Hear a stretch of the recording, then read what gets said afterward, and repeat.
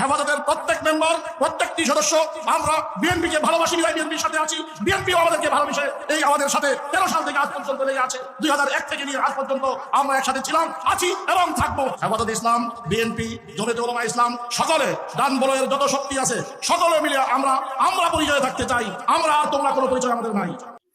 বেশি কিছু কৌনের নাই, খালি একটা কথাই কই, এই দলের যাদের সাথে আপনারা যোগ দিবার চাইতেছেন, এত ভালোবাসেন, ওই দলের যদি ক্ষমতায় আসে, নিজের কপালে নিজের জুতাতে নিজেই পিটাইবেন আর কইবেন যে আমরা ভুল করছি। এটুকুই কইলাম, এর সাথে বেশি কিছু কবার নাই, কারণ আপনাদেরকে কওয়ার মতো যোগ্যতা আমার নাই।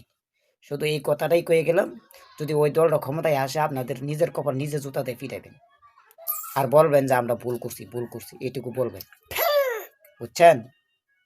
জানি না কি হালুয়া রুটি আপনাদেরকে খাওয়াইছে, আর ভবিষ্যতে কোন হালুয়া রুটির আশাটা আপনাদেরকে দিছে।